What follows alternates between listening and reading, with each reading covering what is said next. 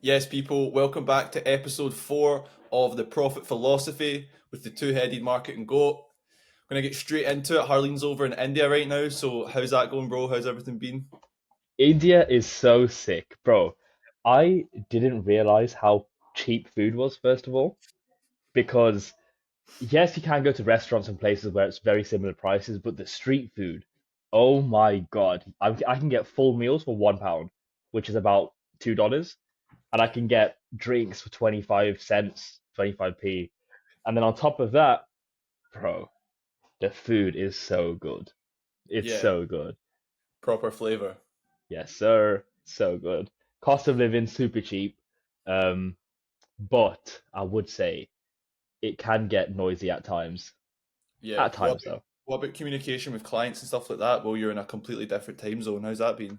So, bro, all of my clients, my calls start in the evening and they go on all throughout the night, which isn't ideal to say. Yeah, So, if I was to come to India for a long-term holiday, maybe maybe wouldn't be the best thing. Because I remember one day, I say one day, 2 days ago, I was on I was on calls and doing client work until 8 a.m. in the morning. yeah, that's mad. And then you're Yeah, essentially sleeping the full day, so you're missing out on a lot of the stuff. yeah. Is there a way you could maybe fix that where you'd maybe take some earlier in the morning? Because I know I've got some clients in Bali at the moment. Shout out Lewis and shout out Christian. And I know myself, I've lingered up a little bit later sometimes to speak to them communications wise, or maybe I've woke up a little bit earlier so that it's the tail end of them staying up. So, is there any way that you've managed to kind of fix it, or is it just a case of staying up all night? Bro, you, I gotta stay up all night. But like to be honest, like realistically, I could cancel these calls. I don't need to take them. Yeah, But it then goes back into like, why am I even in business in the first place if I want to let a bit of lack of sleep to not yeah, really help my clients out, you know? yeah. You don't need sleep anyway, bro. You don't even sleep in general. So Bro, I've been trying to fix my sleeping pattern, but yeah. holy crap, sometimes it gets tough, doesn't it? As you've tried to fix yours, mine's has just got progressively worse. As you've seen. Something that I wanted to speak about as well. Shout out Jordan. He had not an issue, but just a topic that he wanted us to cover, which was organic growth and the best ways to go Nice. about that. Because that's where he's currently at. Obviously, I've spoke to him about paid traffic. He's definitely going to get involved in the ad side of things. But up until that point, he was wondering what both our perspectives were on the best ways to get organic growth. Mm.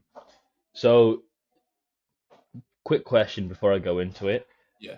With the organic growth, is he not wanting to like supercharge everything with ads at all, or is he He's okay with wanting to go into ads a little bit? he's in the process of like wanting to go into ads, but he's just not at the stage where he's got the right like pot of money to fully invest yet. So up until that point, I think he was just looking for the best tactics. What I gave him advice wise was get a good content strategy nailed down with a good 3 or 4 different types of content so that you're consistently engaging your audience and then you're also reaching out to new people.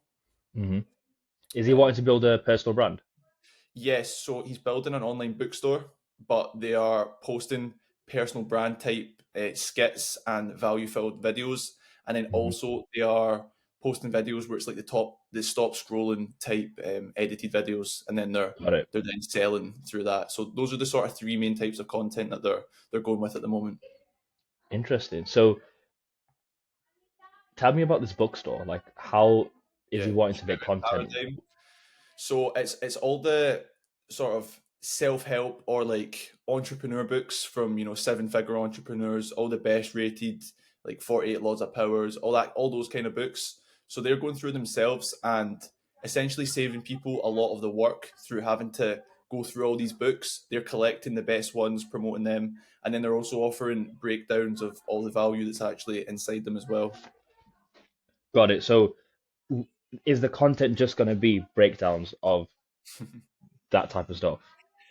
So no, not just so they're doing skits, like funny, entertaining skits, which is having some sort of call to action at the end for the books that they're selling. Outside of that, obviously they've got then the stop scrolling videos, and then they've also done a few more sit down, slower paced, value filled ones where they're they're breaking down topics from the books or things that they've learned from them as well. Okay, got it. So is he actually showing his face with the content? Yeah, yeah. Yeah.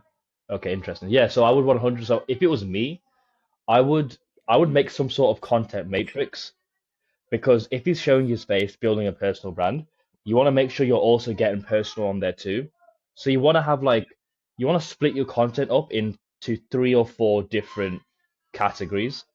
So for me, like my content matrix would be straight business, spirituality, just yeah, I'm a bit of an idiot, so I'll have like idiot moments in there too.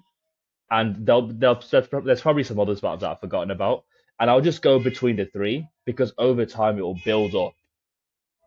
Like my page will become me or an extension of me, if that makes sense. yeah. That's a very good point because I did break down the difference in styles, but that was more engagement wise. That wasn't necessarily as much to connect with the audience. So that's a good point with the personal brand side of things.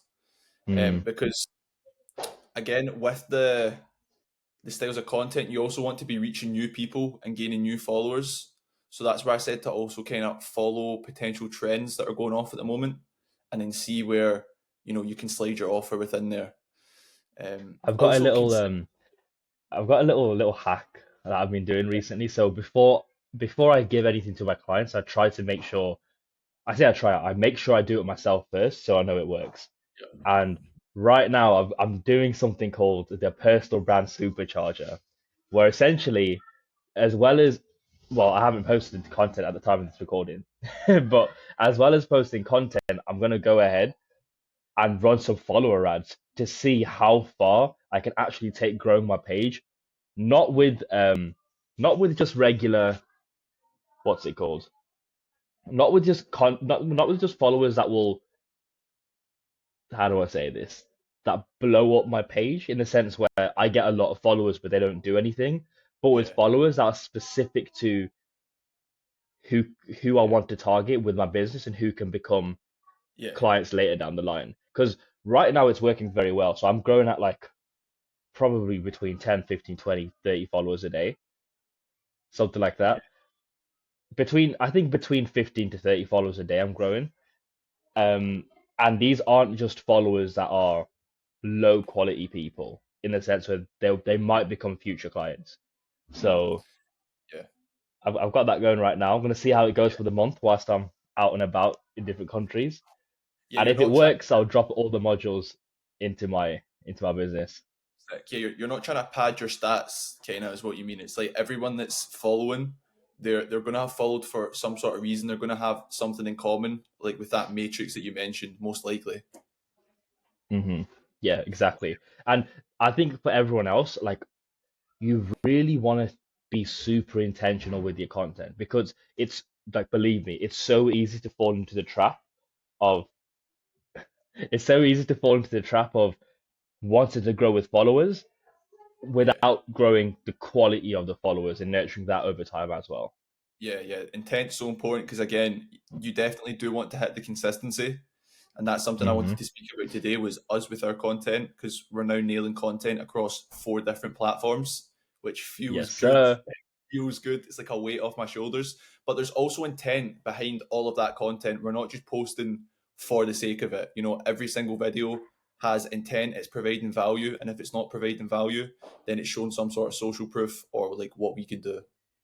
hmm And even social proof is value, right? Because there are people out there that I know full well I can change their life with business and stuff, and it's like they just need a little bit of social proof to get the help that they need, type of thing, you know?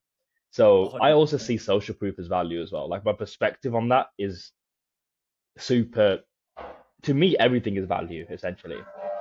Yeah, that's a very good point because if you are showing that your service works through the social proof, it's just providing more value on top of that.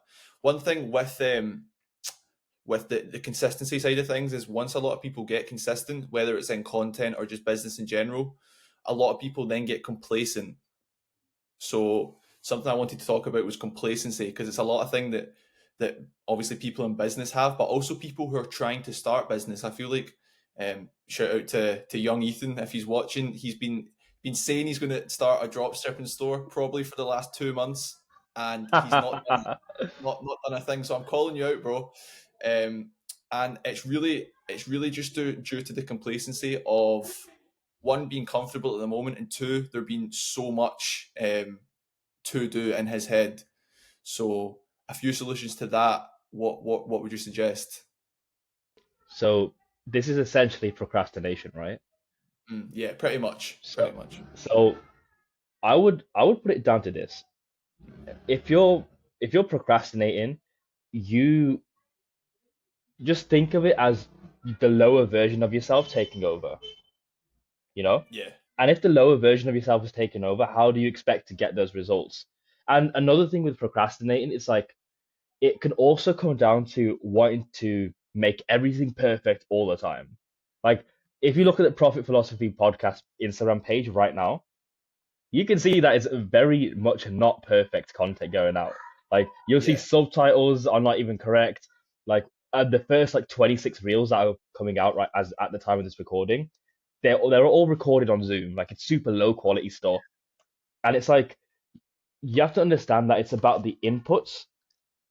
That's about the inputs and not getting it perfect every single time. And another yeah, thing as well, like bro, you trying to make everything perfect will make it absolutely diabolical because you don't actually know what yeah, you don't know what works, like yeah. It's we are trial and still error. figuring it out. Yeah, exactly. Like we're posting probably like a minimum 100 pieces of content per month, Yeah, and it's like we don't know what works yet and we're still reiterating over time. So for yeah, you to facts. think you know what works, like probably not. It's more so you're not going in with the mindset of I'm here to find something valuable, or provide something valuable. You're going with the mindset of I need to make myself look as perfect as physically possible, which is not going to happen. Yeah, facts. And I feel like, again, people always have the thought in their head, and the thought is always harder than actually going and doing the thing, like 100% of the time. Like, see, the thought of me being consistent with content across 4 platforms, the effort that I thought would be going into that was so much more than the reality of it. Like we've sat down, we've done a podcast, we've clipped it up, and then we've distributed it across all the social medias. Like there's once you actually go and do it, there's a lot less time and headspace in it than you really think. Like if you just do, then the headspace goes down so much more than what you would expect. Because a lot of people think, oh, I'm going to take this on board. It's going to grow so much headspace, or it's going to take up so much headspace. It's going to take up so much time. But again, if you just focus on action, a lot of the time you can get so much more done within that time period as well. Bro, for sure. Like this podcast stuff does not even like posting 100 pieces of content per month doesn't even feel like anything right now because Yeah. it's been thought through and we have like things in place to actually make it happen and we're reiterating over time, Like fun fact, guys, we are considering expanding our team for the content and it's very exciting, isn't it? Yeah. Literally, bro. And all that is going to do is actually make the job easier. So that goes down to Facts. the delegation side of things again. Like if you've got the right people there and you've got the right systems in place, then it makes things so easy. But you do need that in place beforehand. That's why it took a week or two to get the content style and just like the systems down first. And now that it is down, it's essentially just a machine that can continue to just pump out content more and more. So it's sick. It's so sick. Bro, one thing I want to touch on as well is like Mm. everyone is so focused on funnels on the like the client acquisition side. People Yeah. don't realize there's a whole funnel to acquire employees, you know? Yeah. And it's Yeah. like to Facts. have a funnel that acquires employees, you have to focus very heavy on retention as well. It's almost like the exact same thing where you have to run ads to get employees, you have to nurture them, like to get them to want to work for you, and then you have to retain those employees with like bonuses and whatever it is that you do. And it's interesting. Like as you grow and expand in business, it's very interesting to see exactly like how every single thing so is nuanced the right word? Because low key, I don't know what that means, but every single thing is very Why? said I knew if I knew what it meant either. To be honest, Ah, well, damn, bro. Also, it little sounds good. side note, if yeah, Sounds it good. does sound good. If these two dumb kids who don't even know what nuance means can run businesses and stuff, so can you. So you should probably Yeah, start. no excuses at all. But yeah, that's Absolutely not. another thing was when you go and do start a business, see the positive impact that it can actually have, not just within your life, but within so many people. It's genuinely like a dominoes effect. I was speaking to my friend Luke about this. That, like, for example, I'm paying out just under £1,000 this month to my editors, and it's like that. That is a lot of money, especially for the editors that are living in Pakistan, for example. Like that translates to a lot of money in their currency, and then the positive impact that they can then go and do with that for their families, and it just continues to go on and on. Like me, I'm looking at adopting a dog, and I wouldn't be able to do that without the money that I'm then getting from my clients. So the positive impact that they've then allowed a puppy to essentially be rehomed and potentially not get put down and stuff like that, it's like there's so much positives that come from you just taking action and not allowing yourself to get complacent and to procrastinate, because as soon as you let that in, all you're doing is slowing down the potential of that and just where you're going. Like I was speaking to that Ethan boy again about how every time you procrastinate, the marker moves further away every single time, and the only person you're doing a disservice to is yourself. So yeah, you've really got to zoom out and ask yourself why you are procrastinating and why you are getting complacent, because more time when you get to the root of the problem, you're going to look at it and be like, is this a justifiable reason? No. And you're going to get back to work. Hmm. I want to say, with doing business and like expanding, I want to just quickly touch on how important momentum really is. Yeah. Like, momentum is so, so, so important. Like, as you grow in business, like, the more you realize how it's all about the inner stuff and like the inner work that you need to do in order Yeah. to allow yourself to become the type of person that can run these type of businesses. And 100% like momentum is a massive, massive thing. Like once you lose momentum, it's so much harder to get back to doing what you Bro, need to do. crazy. And you feel it like there's been a few times business wise with me that I've lost momentum, and it's like, bro, it takes like a month or so to get it back up to like feeling where you were previously. Like it's a longer process than you think. And every time, like for me, for example, when I've lost that, it has been through getting slightly complacent or procrastinating. And it's mad, like when you realize that it has stopped the momentum, because it does stop, and you're sitting there like, fuck, I wish I'd never let it get to that point.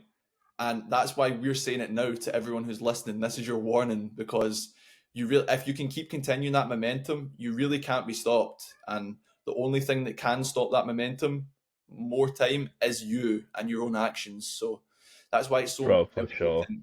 That's why it's so important, like what you said, with investing in yourself and not just the business, like looking inwardly. Bro, I think I've had so many like past mentors and I'm gonna invest in a hell of a lot more. And it's like, dude, with look like investing in yourself and just spending time with yourself and really understanding yourself, you also realize what works because like even whilst I'm in India, like I'm still trying. Like I'd be lying if I said I didn't lose some momentum, but Yeah, I'm really trying to keep momentum going with the business stuff because I know how important it is. And it's like, and it's allowing me to do the stuff that I need to do during the day, travel, see family, go to these cool places, eat this amazing yeah, food.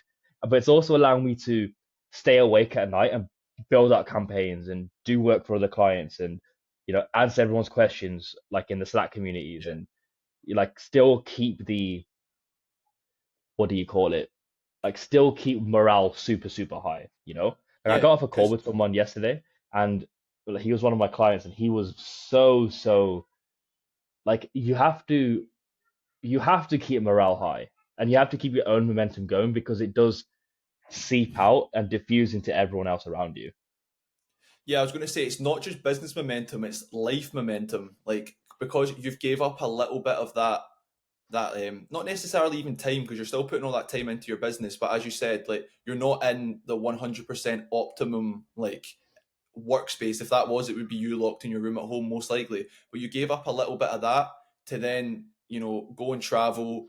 You're boosting yourself in other ways so that you can then keep that consistency going. So you do definitely need give and take for that consistency. We're not saying to just solely work on your business to keep that consistency. You need to then, in other aspects of your life, like go and travel, go and see family, go and make Yeah, sure your mental and physical health is in a good place so that you can keep going. Because it's like we said in the last podcast, the guy who's fat and goes to McDonald's and never goes to the gym and just 100% of the time is working on his business, he's going to fall a lot quicker than the guy who's consistently across the board nailing everything.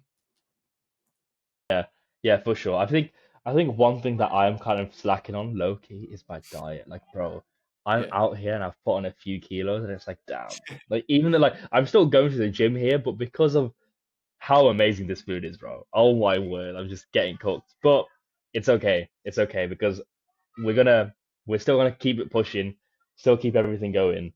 I also wanted to say this as well. I 100% believe that business is it's like a mirror into yourself, you know, and it will always bring out the absolute, how do I put this? It will show you what your flaws are straight away, and it will Yeah. bring them out, and it will, like, you'll either have to sink or consistently and constantly work on yourself in order Yeah. to succeed in what it is that you want to do. So I want to get your thoughts on that as well, because I don't know, maybe I just take my business too personally, but what do you think? Not at all. It shows your worst aspects straight away, 100% with business and stuff that you maybe didn't even know about yourself because you've not physically been in that position before. Like me, for example, with now managing essentially two teams because I'm bringing a second editing team on board. It's like there's a lot of people management skills that I've learned that previously, like I was very much so like, oh, can you not just do it? Like I found myself getting very like almost angry because things weren't getting done to the level that I wanted and to the speed. But it's like that is something where I really had to go, right, you need to go away and work on that. And then other aspects, like when I first started, like with procrastination, with maybe being a little bit lazy in some areas, I had to look at myself and go, you need to sort that out. You need to fix that. And that's where business can be so good because it outlines those areas where you need to fix them. But then you need to then go and put the work in to actually go and fix them. It's not just a case of, oh, that's an area I need to work on, and then you forget about it. On the flip side, like on the contrary, what do you think is toxic, like when it comes to yourself in business? Not being able to completely switch off, definitely. So like the other night, you were like to me, bro, what are you still doing up? And I actually questioned myself. I was like, what am I still doing up? Like I'm still working. I'm still moving the needle to a degree, but like at what point is it detrimenting like the next day and the consistency long term? So stuff like that, being able to let go and switch off is something that I do definitely struggle with and need to get better at. What about you? What have Hmm. you found? Same, low key, like 100% same. I think for me, because of how much I love my business and my work, it's really easy for people to think in the short term I'm very selfish because I do just say no to a lot of things. Hmm. But what people don't realize is like because there's a slightly more long-term vision, like in the future it starts to pay off slightly. But Yeah, I do think like for me, like a toxic one straight up is, bro, I have nothing to talk about outside of business. Like yeah, I don't find anything fun. I don't find like, yeah, I like sports. Don't get it twisted. I like yeah, sports. I like doing stuff like that. But bro, like if it's not business, I don't care. yeah. Like, and it sounds super bad, and it's like I don't know, man. Like for me, I can't switch off at all. But I don't think that's a bad thing. Other people think it's a bad thing. It's like having a baby, though, isn't it? Like, see if you've got a son and you're teaching him all these things and you're putting all this time and effort and you're watching him grow, you're going to want to tell everyone about it. You're going to want to show that off to people. So it really is that kind of aspect. And I'm the same. Like outside of maybe like a bit of boxing or UFC, all I'm really thinking about is business or money. And even if it's not me, like I found that I really like speaking to other people and seeing like, so how's your business doing? Why aren't you doing this? Why are you doing that? You know, just like trying to help where I can. I just find business so interesting. Honestly, it's Bro. like it's It crazy, it's bro. because business there's so much stuff when it comes to business. Like you've got like the front end client acquisition, you've got the back end funnels, you've got like the automations, you've got like actual service delivery, and then you have like all these different clients, and they all are like real people doing real things. And I don't know, bro. It's just absolutely insane. And then Yeah, like, bro, a lot of the time you actually like you forget about the money sometimes, like until you like really deep it. Like I told Aaron about something pretty cool yesterday. Like this week I should be expected to collect this much cash, and it was like I forgot about it until like I actually sat down and deep. I'm like, holy crap! And then I started deep in like, no, that's actually quite a lot of money, you know. But yeah, bro. like Literally, you also forget about the money. like I got a payment yesterday, and I only sent out. I actually sent them out a little bit late. The payments for last month because I got reminded through the editor sending it to me because I don't do reoccurring um payment links with these current clients just because it's like the amount of content varies month to month. And then I got the payment list through from the editor with all the videos on it, and I thought it's been a month already. I need to collect in payment, and I would have potentially actually continued the month without even focusing on that because I've got so much in my head business wise of like right, I need to progress this or I need to check this, and it's crazy. Actually, something that came into my mind there was like school, and a lot of people might get switched off from business from school because I had a teacher that actually told me I wasn't smart enough to do National 5 business, and I'm currently sitting here with two businesses and she has zero. So I would like this That's one, such a flex. this, this one's for you, Mrs. Miko, if you're watching. But it's just a case of like people can have these beliefs, and even me then, like there was a little bit of me that was like, do I even want to get into business? Even though from young I've watched both my parents have their own business, so it's definitely been instilled in me that I've wanted that. But if it hadn't been as instilled as strongly, or if that was maybe someone else, that could have really took them down a different path and installed some self-limiting beliefs. So I would like to say to people as well, you can start a business at any point, at any time. There's people a lot dumber than you making a lot more money. So as Harleen says, Bro, you're not just look at special. us. Look at Like literally, we have to. I'm 22. Aaron's 20. Like, bro, we are idiots. Like 100%, we're idiots, and we turn over quite a bit of money. So it's like, I don't know, man. People just don't want to do it. yeah, yeah, completely. It's crazy how much your own mind locks you in a cage, bro, and people aren't even Hmm. aware of it. People genuinely, we're going down the more philosophical route here, but honestly, it's crazy. It's crazy. Bro, I had a um going back to your point about your teacher, bro. Mm, Imagine this. Like, I remember this like vividly, right? I was sat. So this is during sixth form. mm-hmm. Um, and I was in chemistry, and Yeah, it was me, this other guy, and these two girls sat in like after school chemistry revision class. yeah, And we were sat there, and one of the girls asked the chemistry teacher, "Hey, who do you think is the least likely to succeed?" And I just kept my head down, but I yeah, saw in the corner of my eye her look up at me and just do that little nod, and I yeah, was like, "Holy crap!" And I just pretended like I didn't see anything, carried on writing, but bro, my heart was aching, bro. But now yeah. I turn over her yearly salary in a month, so it's okay. That's what So I'm saying. It's crazy. So like, you can't let these people who like put their almost their limiting beliefs on you because it's like with that business teacher, almost because she's not done it, it's like, well, if I've not done it, how can you do it?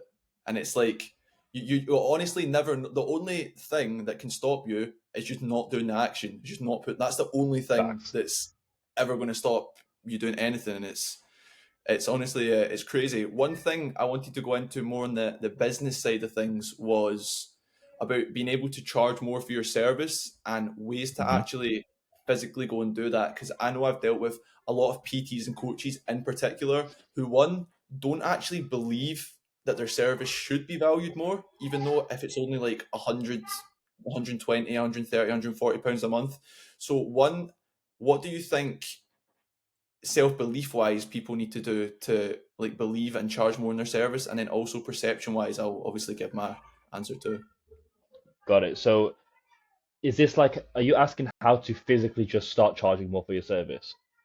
Yeah, yeah, but kind of a two-part question because, like, for example, with one of the coaches, I really had to instill in him the own value in his service. So, like, I used one of Mm, his clients, for example, and I was like, right, you've managed to essentially get this person to lose X amount of weight. They're now in the best physical and mental condition they've ever been in. Off the back of that, they've went and started their own business, and they're now generating income monthly, essentially from the momentum that you've allowed them to create within their own life. I went, do you know how powerful that is and what he could then go on to do? And it kind of opened his eyes up a bit more on like what the service actually can do. And then obviously on the perception side of things, for me, it's more so the type of content and the look that you're putting out there. mm. But yeah, what were you thinking? I I think 100% go through your own Mm, testimonials. If, for example, you just want to increase your price, yeah, just straight up, just increase it, like just triple it or just double it, or just yeah, add however many thousands you want to it. Like just straight up, just go ahead and do it, and then get good at sales. Because, dude, like sales is like the highest paying skill in the world. You know, I went from like just because I learned sales, I went from charging £60 or like $100, let's say, to right now 3,000, and I'm probably gonna increase it to 5,000, 6,000 very very soon. You know, and then at some point I'll increase it to 8,000, and then I'll increase to 10, 12, 20K if I really wanted to as well. You know, like learn yeah, sales. Like don't yeah, underestimate sales as well, in the sense where please don't think you're good at sales if you've never had formal sales training slash yeah. you've never closed like deals like crazy. Like I've got one guy that I'm speaking to. He's a 40K per month agency owner based in Canada. Me and him are pretty cool friends, and he like his close rate is he. I don't think he's had formal sales training, but his close rate is like 70-80% for a high ticket offer, and it's like even though he hasn't had formal sales training, he's allowed to say he's good at sales because he's closing these deals on a regular. Mm, You know, yeah, so if yeah, you're not closing regularly at least like what 4 deals a month with at least a 40 to 50% close rate minimum, you're not good at sales. Like I hate to break it to you, you know. I know yeah, industry average is 20%, but no, like yeah. But I even consider you an okay salesperson at 40%, low key. yeah, because even you, like a lot of people would have considered you when you were just under that 10K bracket that you were good at sales, quote unquote. But since you've actually learned sales and the process and everything to do with that, look at the difference in your income. Like it's physically skyrocketed. So that's through you literally just having the awareness to be like, yeah, I'm not good at that. Because me, I'm I'm quite good at like I know my offer or I did my previous offer that was a lot cheaper. I knew that very well and I knew like almost the way to sell that. But then people get that mixed up with you know how to sell because again I then for someone else done a bit of selling on the phone and I was like do you know what I mean? Because like I've not got that formal training, so a lot of people maybe fall back on their experience with knowing their product or service very well. But again, that doesn't mean that you can sell or you know the actual sales processes because that stuff is key if you want to get to large incomes. Mm. I think I think a really like cool art is being able to get on a call with somebody that you met for the first time and within an hour closing for a multi-thousand-dollar deal over the Yeah, phone. Like that is like you have to be an artist to do that, you know? Like yeah, sales is an art, man. Like people don't realize it, and it's like, bro, you just need to get good at that art before you get into the world. And it's like if you don't get good at it and you don't get formal sales training, whatever. You're just gonna end up burning through hundreds, if not thousands, of leads for you to learn the process, you know? yeah. That's something I'm learning myself at the moment because before I switched up my process, I would do two sales calls. Whereas now I'm doing the one and trying to close on that call, and it's a completely different game. It is a completely different game. You need to know yourself well also because you need to continue that confidence all the way throughout. You can't, speak too much or after you give the price, you can't then go, oh, actually, but we could do that. Like you need to consistently say everything with confidence, and you need to have a poker face the whole time, the whole time. bro, you also need to you also need to pre-handle every objection in the discovery phase. Like that can get tough, especially when you start off. But like now I'm pretty good at it, so I don't stress. Yeah, But yeah, you gotta pre-handle objections. One yeah, little like sales game, a bit of sales game I like to drop is when like as I'm talking to someone during the discovery phase, I say to them like, "Hey, is this the day you make a change for yourself, or is it just another day you get on call to get some free information that you do nothing with?" And to a lot of people, they're like, what do you mean?" And I said, and I just repeat the question, super calm, and because it throws them off, because I'm directly attacking their lower self, they feel like, holy shit, this guy is actually getting to the point. And it's like when you ask questions like that and they agree, at the end of the call, they feel like they have no choice but to get the help that they really, really, really need. yeah, And yeah. then you get paid, which is cool. But then they actually go ahead and they transform with whatever it is that you're selling, and I think that's a really cool thing. Yeah, a lot of people are scared to be harsh like that on a sales call because again, a lot of people think it's like I'm going to be as nice as possible to this person so I can get money off of them. But really, especially with selling to like a bigger package and bigger money, you do need to be a bit brutal like that at times because people will just lie to themselves and they'll lie to themselves until the call's done and then they won't invest. Like I It's had, like, but being it's selfish though, isn't it? Right? Like, yeah, it's yeah, yeah. I think it's super selfish. Like, if you be nice, like, bro, that's so selfish of you because why do you care about what this person thinks of you when they're on call with you because something's going wrong with their life? You know, like screw what you think about and screw what they think about you. You need to get them to help, whether it's with you or somebody else. Like I gave this analogy before. If somebody's house is on fire, like are you gonna really like do your makeup before you put water like spill like a bucket of water over their house? No, you're just gonna run out regardless of how you look and like hose down the house, right? Hmm. Like that, the equivalent of putting your makeup on, making sure you're dressed well before like putting the bucket of water over the burning house is the same as you in sales thinking, oh, I can't say something to offend this person. It's just a selfish thing to be doing. And they don't actually care about you enough to, like want to become your friend. And realistically, like if you become their friend, they're not going to buy from you anyway. Yeah, nah, facts. And at the end of the day, as you said, it's business. It's not. It's like a It's like you're going into a therapy session and just hearing everything you want to hear. It's like there's nothing that's going to come from that. And you don't want a client that you need to be like that around anyway. So if that's how you're kind of prefacing, you're starting it off completely wrong. Another thing was dealing with clients dropping off. Now I know we don't really have like crazy issues with that, but it was more for like clients Hmm. and in the case of, again, always focusing, I know I've said this a few times, but always prioritizing the lead gen first because, again, if you lose two clients and you gain three, there's nothing that comes from that stress wise, really.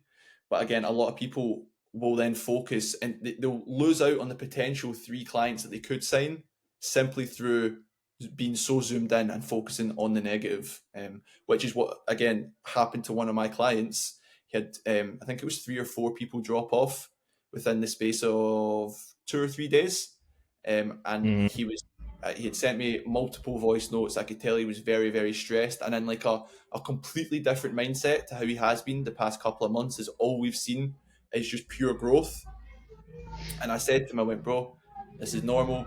People eventually do drop off. Clients do have a life cycle. What we need to focus on is the content and what we're putting out there to these new leads. 2 weeks later, the people that he lost had been covered. Simple as that, just through focusing Nice, on the nice. positive, just through focusing on the Yeah. positive instead of getting dragged into the negative. Bro, I think one thing that I like a really nice mental reframe I've had recently is Mm. when things get tough. So I know like Aaron, I know you had issues with your ads manager Yeah, for the yeah, longest time. Like, bro, I like to look at it this way, right?